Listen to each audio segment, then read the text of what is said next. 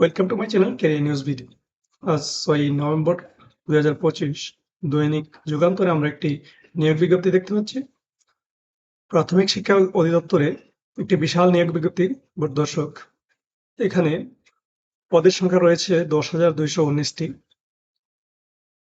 তো কারা কারা আবেদন করতে পারবেন, কি কি শিক্ষাগত যোগ্যতা লাগবে এবং আবেদনের শুরুর তারিখ শেষের তারিখ বিস্তারিত আমরা জানবো। জানার আগে সবাইকে অনুরোধ করবো, আপনি যদি এই চ্যানেলে নতুন হয়ে থাকেন তাহলে প্রতিদিনের নতুন নতুন চাকরি বিজ্ঞপ্তি পেতে আমার চ্যানেলটি সাবস্ক্রাইব করুন।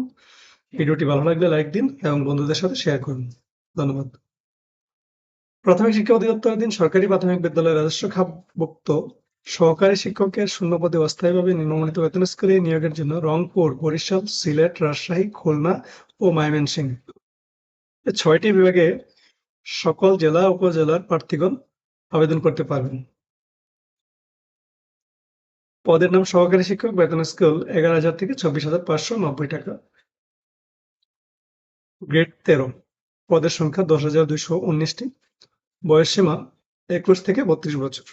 শিক্ষাগত যোগ্যতা স্নাতক বা স্নাতক সম্মান বা সমমানের ডিগ্রি। শিক্ষা জীবনে কোনো স্তরে তৃতীয় বিভাগ অথবা সমমানের জিপিএ অথবা তৃতীয় শ্রেণী বা সমমানের সিজিপিএ গ্রহণযোগ্য হবে না।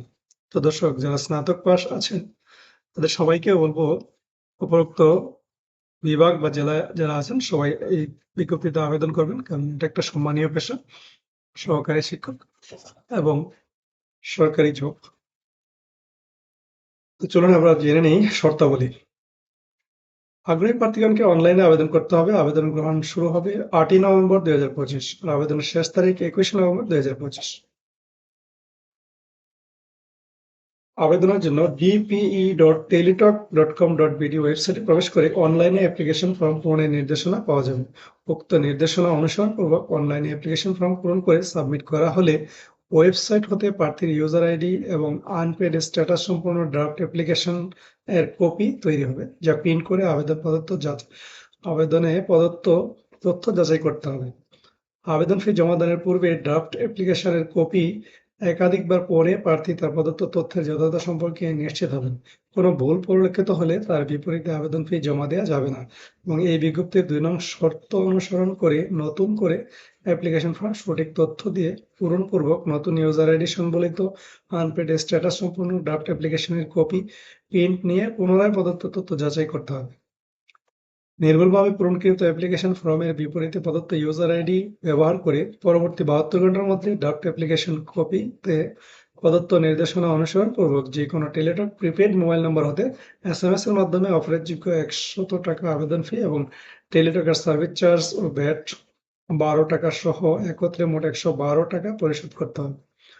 আবেদন ফি পরিশোধের পর আবেদনে প্রদত্ত মোবাইল নম্বরে SMS এর মাধ্যমে আবেদনকারীকে ইউজার আইডি সহ একটি পাসওয়ার্ড দেওয়া হবে।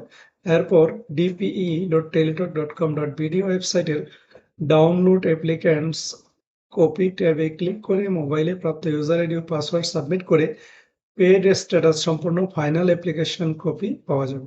ফাইনাল অ্যাপ্লিকেশনের কপি রঙিন প্রিন্ট করে নিয়োগ প্রক্রিয়া শেষ অবধি আবশ্যিকভাবে সংরক্ষণ করতে হবে। কেবলমাত্র আবেদন ফি পরিশোধের পরে আবেদনটি চূড়ান্তভাবে গৃহীত হয়েছে বলে গণ্য হবে এবং আবেদনের আর কোনো তথ্য সংশোধন, সংযোজন, পরিমার্জন বা একই প্রার্থীর নতুনভাবে অ্যাপ্লিকেশন ফর্ম পূরণের সুযোগ থাকবে না।